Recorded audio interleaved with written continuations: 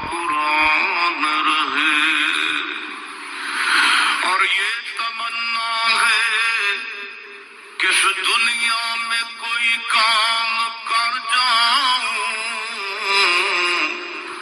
مولا اگر توفیق مل جائے تو خدمت اسلام کر جاؤں، اور یہ تمنا ہے کہ تعلیم قرآن عام ہو جائے، مولا یہ تمنا ہے کہ تعلیم قرآن عام ہو جائے، تمام پرچموں سے اونچا پرچم اسلام ہو جائے۔ تو رحیم ہے تو کریم ہے،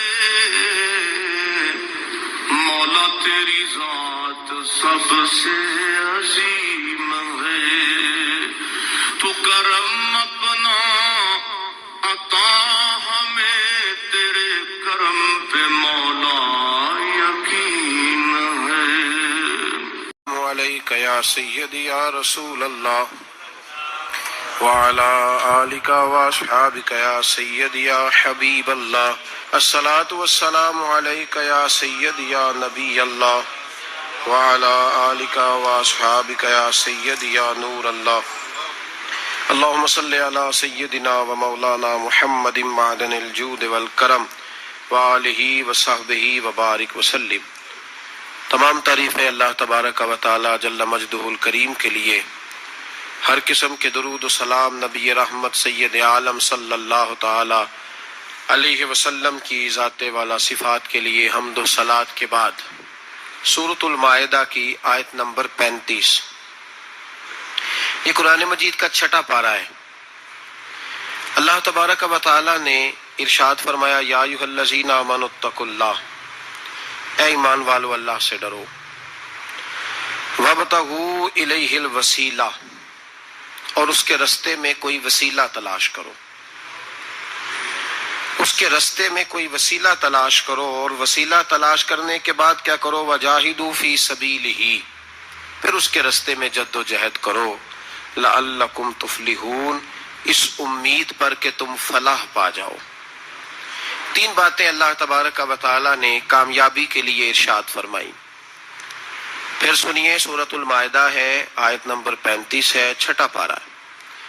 فرمایا، اے ایمان والو اللہ سے ڈرو، ایک بات، اس کے رستے میں وسیلہ تلاش کرو، دو باتیں، پھر تیسرے نمبر پہ ارشاد فرمایا اب جد و جہد کرو، اب کوشش کرو اللہ کے رستے میں۔ ہوگا کیا کہ اللہ تمہیں کامیابی عطا فرمائے گا، تم فلاح پا جاؤ گے۔ وسیلہ اللہ تبارک و تعالیٰ کے قرب کو حاصل کرنے کے ذریعے کے نام کو کہتے ہیں۔ ایسی چیز جو اللہ کے قریب کر دے، اللہ کی رحمت کے قریب کر دے، اسے وسیلہ کہا جاتا ہے۔ ہر نیک عمل اللہ کے رستے میں وسیلہ ہے، نماز بھی وسیلہ ہے، رشتہ داروں سے اچھا سلوک کرنا بھی وسیلہ ہے، صلہ رحمی کرنا بھی وسیلہ ہے، صدقات و خیرات کرنا بھی وسیلہ ہے، سچ بولنا بھی وسیلہ ہے، اللہ تبارک و تعالیٰ کی رضا والا ہر کام کرنا وسیلہ ہے، فرض بھی وسیلہ ہے، نفل بھی وسیلہ ہے۔ اگر اعمال اللہ کی بارگاہ میں وسیلہ ہیں تو اللہ کے اولیاء بھی اللہ کی طرف وسیلہ ہیں، اہل بیت بھی وسیلہ ہے، صحابہ بھی وسیلہ ہے، اور رب کریم کی بارگاہ میں سب سے بڑا وسیلہ رسول پاک کی ذات والا صفات ہے، سب سے بڑا وسیلہ حضور کی ذات، سب سے بڑا وسیلہ ہے، سب سے بڑا وسیلہ اللہ تبارک و تعالیٰ کے محبوب کی ذات ہے۔ یاد رکھیے گا، مظفر وارسی کہا کرتے تھے کہ چلے نہ ایمان دو قدم بھی اگر تیرا ہم سفر نہ ٹھہرے۔ یا رسول اللہ، اگر آپ کو ساتھ نہ لوں تو میرے ایمان کی گاڑی 2 قدم بھی نہیں چل سکتی۔ اور حضور قبر، حشر، آخرت تو وسیلہ علیحدہ چیز ہے نا۔ میں تو زندگی کے شب و روز گزارنے کے لیے آپ کا محتاج ہوں، آپ کے بغیر، آپ کی سنت و شریعت کے بغیر میری زندگی بھی نہیں گزرتی، کہ کہنے لگے چلے نہ ایمان 2 قدم بھی اگر تیرا ہم سفر نہ ٹھہرے اور تیرا وسیلہ دیا نہ جائے تو زندگی معتبر نہ ٹھہرے. اور لبوں پہ ایاک نستعین ہے پر میرا اس حقیقت پہ بھی یقین ہے اگر تیرے واسطے سے مانگوں کوئی دعا بے اثر نہ ٹھہرے. نبی پاک بھی وسیلہ ہیں، نیک اعمال بھی وسیلہ ہیں. 2-3 قسم کے گروہ پیدا ہو گئے ہیں امت مسلمہ میں. یہ وابتغوا الیہ الوسیلہ کے تحت شاہ ولی اللہ صاحب محدث دہلوی رحمۃ اللہ تعالی علیہ جو امت مسلمہ کے متفقہ امام ہیں، تمام مسالک جن کا احترام کرتے ہیں، شاہ ولی اللہ صاحب نے لکھا ہے کہ وابتغوا الیہ الوسیلہ سے مراد یہ ہے کہ اللہ فرماتا ہے اکیلے نہ آ جانا، کسی مرشد کامل کا دامن تھام کے آنا. ایسے اکیلا نہ آ جانا کہ تیرا کوئی وارث ہی نہ ہو، کسی کا دامن تھام. اب 2-3 جماعتیں پیدا ہو گئیں، ایک سرے سے قائل ہی نہیں وسیلے کے. وہ کہتے ہیں جی نماز کا وسیلہ دے لو، روزے کا وسیلہ دے لو، حج کا وسیلہ دے لو، نبی پاک کا نہ دینا. وہ خدا کے بندو، نماز کا وسیلہ دینا درست ہے، میں نے شروع میں کہا کہ یہ بھی وسیلہ ہے، لیکن نماز پتہ نہیں قبول ہے کہ نہیں قبول. روزے کا وسیلہ دینا درست ہے پر پتہ نہیں وہ قبول ہے کہ نہیں. حج کا وسیلہ دینا حرج نہیں، دینا چاہیے، لیکن پتہ نہیں ہمارے حج ٹوٹے پھوٹے ہیں، قبول ہیں کہ اس رسول کا وسیلہ کیوں نہ دیں جو ہر حال میں اللہ کی بارگاہ میں قبول ہی ہے، ہر حال میں اللہ کی بارگاہ میں. بلکہ اعلیٰ حضرت فرماتے ہیں باخدا خدا کا یہی ہے در، نہیں اور کوئی مفر مکر، جو وہاں سے ہو یہیں آ کے ہو، جو یہاں نہیں تو وہاں نہیں. تو یاد رکھیے گا نبی پاک کا وسیلہ سب سے معتبر وسیلہ ہے. اب لوگ اس جھگڑے میں پڑ گئے اور جتنی جتنی تعلیم عام ہوتی جاتی ہے لوگ دروازہ رسول سے دور ہوتے چلے جا رہے ہیں، بجائے اس کے کہ محبت رسول بڑھتی، نبی پاک کا قرب بڑھتا. اور ہم بھی بادشاہ لوگ ہیں، جس مرضی کی بات ہم سننی شروع کر دیتے ہیں. اور خدا کے بندو سنو، زندگی نبی پاک کے بغیر نہیں گزر رہی تو قبر حشر میں حضور کے بغیر کامیابی کیسے ہوگی؟ یاد رکھیں اور سمجھیں اس بات کو، اور اپنے عقیدے کو پہاڑ سے زیادہ تگڑا بنائیں. اس میں کوئی شک نہیں کہ نیک اعمال بھی وسیلہ ہیں، پر بھائی مجھے تو اپنی نماز پر اعتبار نہیں، اس لیے کہ میں خلوص سے پڑھتا ہی نہیں. کئی جگہوں پہ کمی محسوس ہوتی ہے، کئی جگہوں پہ نقص محسوس ہوتے ہیں. روزے رکھے ہیں، ہمیشہ سے رکھ رہے ہیں، لیکن کوئی ایسا مان اور بھروسہ نہیں کہ بخشوائیں گے. حج اللہ تبارک و تعالیٰ توفیق دیتا ہے، ان لوگ جاتے ہیں، ہمیں بھی اللہ نے موقع دیا، ہم بھی گئے ہیں. دعا فرمائے اللہ بار بار بلائے. لیکن گزارش یہ ہے میرے بھائی سمجھ لیں کہ یہ چیزیں ہمارے لیے ہماری نظر میں کرتے ہیں، اللہ تبارک و تعالیٰ انہیں سبب رحمت بنائے گا، لیکن ہمیں اس پر کوئی مان، کوئی تکبر، ہاں اگر بھروسہ ہے تو ذات رسالت مآب پہ بھروسہ ہے، نہ تیگ و تیر پہ تکیے، نہ خنجر پر، نہ بھالے پر. بھروسہ ہے تو ایک سادی سی کالی کملی والے پر، نبی پاک صلی اللہ علیہ وسلم کی ذات پر. اب لوگ خشک زندگی گزارنا چاہتے ہیں، خشک سی نماز، اور بس جی بس نماز روزہ سیدھا کرو، یہ ہمیں کہاں لگایا جا رہا ہے. ہم خود بھی آگے نہیں جانا چاہتے، حالانکہ ہم نے وسیلے بنائے ہوئے ہیں. کئی لوگوں نے ایم پی اے وسیلہ رکھا ہوا ہے، ایم این اے وسیلہ رکھا ہوا ہے، یار 15-20 وسیلہ رکھے ہوئے ہیں، بلکہ امیر لوگوں سے سلام دعا رکھی ہوئی ہے. کس لیے؟ روز دعوتیں پکتی ہیں ہوٹلوں میں، یہ سارے وسیلے ہم نے بنائے ہوئے ہیں. عجیب معاملہ ہے، دنیا داروں سے وسیلے ہیں لیکن رب کریم کے بندوں سے ہم نے تعلقات نہیں رکھے. مزارات پہ جانا، اولیاء کی بارگاہ میں جانا، رب کریم کے بندوں سے پیار کرنا، صحابہ سے محبت کرنا، اہل بیت سے پیار کرنا، نبی پاک پہ درود پڑھنا، دنیا داری کا ہمیں پتہ ہے ہم نے کیسے بیچ میں سے بچ کے نکلنا ہے، ہمیں کس چیز کی حاجت ہے. دعوت پہ بلانا ہے تو کس کس کو چھانٹی کر کے بلانا، یہ سارا ہمیں پتہ ہے. جب شادی ولیمے کے اور سالگرہ کے اور عقیقے کے کارڈ لکھے جا رہے ہوتے ہیں تو پتہ ہوتا ہے اس کو رہنے دو، اس کو آنے دو، اس کو مس کر دو، اس کے بغیر گزارا نہیں. ان وسیلوں کا سارا پتہ ہے. اللہ رسول کے وسیلے کی بات آتی ہے تو ہم بھی فتویٰ پوچھنے چلے جاتے ہیں، ہم بھی تفصیلات پوچھتے ہیں. ادھر ادھر نہ جا، یاد رکھ بغیر مصطفیٰ کے تیرا کوئی کام نہیں چل سکتا، بغیر نبی پاک کے تیری زندگی گزر سکتی، سوال ہی نہیں پیدا ہوتا. یہ وسیلہ ضائع نہ کر بیٹھنا، ایسے کسی کی بات میں نہ آ جانا. یہ ایمان ہے، یہ ایقان ہے، یہ لذت ہے، یہ حسن ہے، یہ سرمایہ ہے.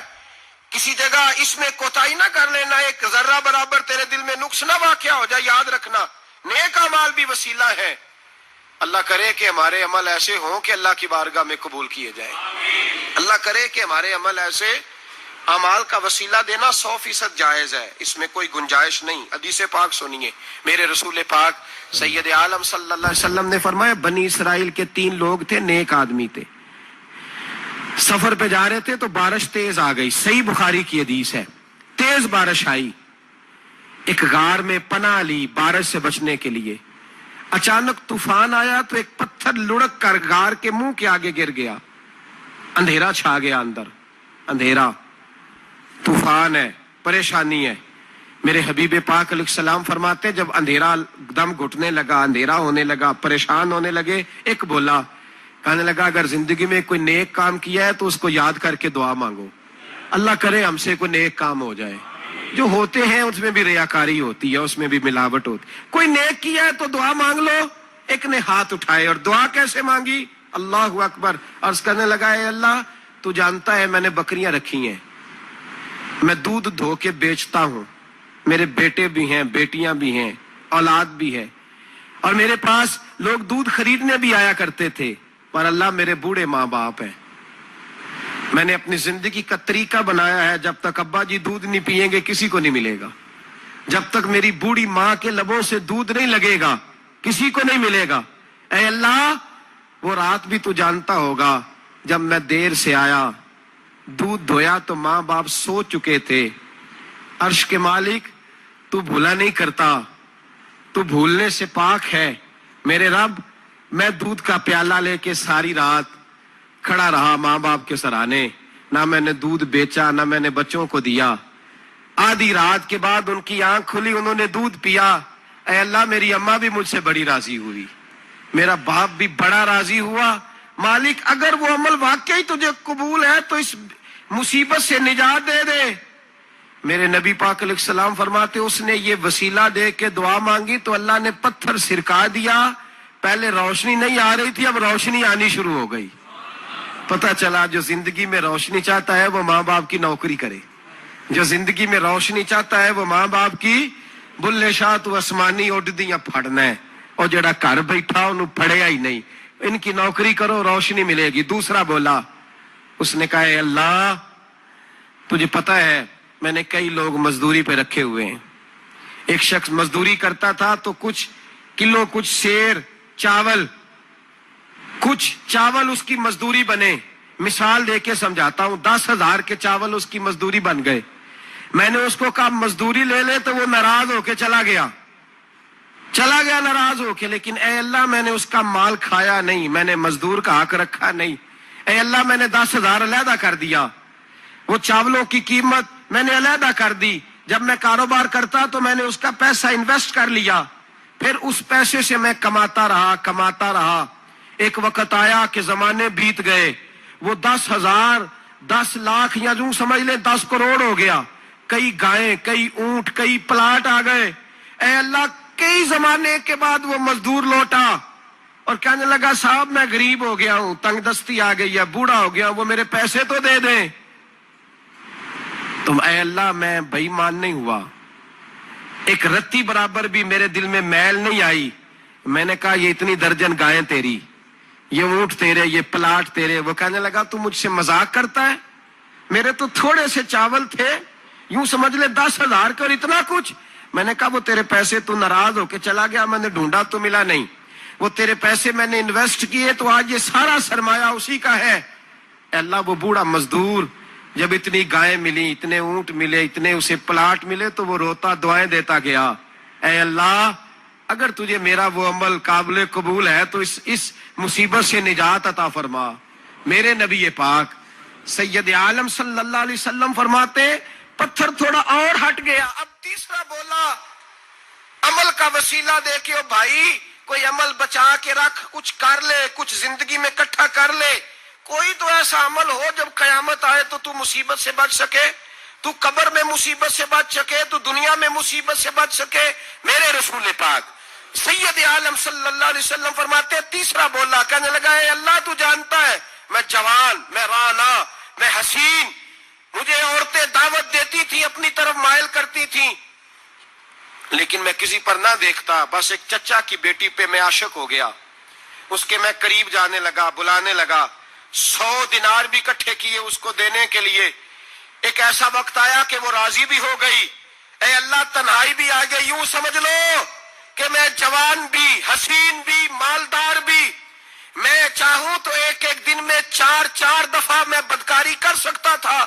اے اللہ ساری خوبیاں تھیں، وہ بی بی میرے پاس آئی، کمرہ، تنہائی، کوئی دیکھنے والا نہیں تھا۔ جب میں اس کے قریب جانے لگا تو وہ عورت کہنے لگی تو رب سے ڈر جا، رب سے ڈر جا، رب سے ڈر جا۔ اے اللہ طاقت بھی، جوانی بھی، حسن بھی، مال بھی، میں سب کچھ کر سکتا تھا پر تیرے لیے۔ اور اگر مسلمان ہوگا تو کہے گا اے اللہ تیرے رسول کے لیے، اے اللہ مدینے والے چاند کی بات مان کے، اے اللہ آمینہ کے معصوم کی بات مان کے، اے اللہ جناب فاطمہ الزہرا کے ابا کی بات مان کے، میں نے اپنے نفس کی خواہش کو کچلا اور کچل کر کے میں نے وہ گناہ نہیں کیا، اس کو آزاد کر دیا۔ اگر وہ عمل تیری بارگاہ میں قبول ہے تو نجات دے دے۔ میرے نبی پاک فرماتے ہیں بس دعا ختم ہوئی تو اللہ نے پہاڑ دور پھینک دیا، اللہ نے نجات دے دی۔ اللہ کرے میری ملت کے جوان کو بھی یہ نیکی نصیب ہو جائے، اللہ کرے ماں باپ کی خدمت کرنے والے بن جائے، اللہ کرے ہم مزدوروں کا حق دینے والے بن جائیں، اللہ کرے ہم بے ایمانی دھوکے بازی کو چھوڑ دیں۔ اگر کوئی ایسا عمل ہوگا تو اللہ دنیا میں بھی نجات دے گا مشکلوں سے، قبر میں بھی اللہ نجات عطا فرمائے گا، قیامت میں بھی اللہ۔ عمل کا وسیلہ دینا رب کی بارگاہ میں جائز ہے، بولیے اللہ کے ناموں کا وسیلہ دینا جائز ہے۔ کوئی بھی عبادت اگر خلوص کے ساتھ کی جائے، میرے نبی پاک نے فرمایا فرض نماز پڑھ کے تو جو دعا بھی مانگے گا رب تیری قبول فرما لے گا، فرض نماز پڑھ کے جو 2 دعا بھی مانگے گا اللہ تیری، اس کا مطلب ہے اعمال کی برکت سے اللہ دعائیں قبول کرتا ہے، اللہ دعائیں قبول۔ بس پھر وہی دعا کرتا ہوں اللہ ہمیں خلوص والے عمل کی توفیق عطا فرما۔ اچھا اگر یہ والا وسیلہ جائز ہے تو بتائیے نبی پاک کا وسیلہ جائز نہیں؟ عمل میں تو کوئی کوتاہی ہو سکتی ہے لیکن حضور کی وجاہت میں کوئی کوتاہی ہو سکتی، نبی پاک کی رحمت میں کوئی کمی ہو سکتی۔ ادھر سنو، ایک پہلو ذرا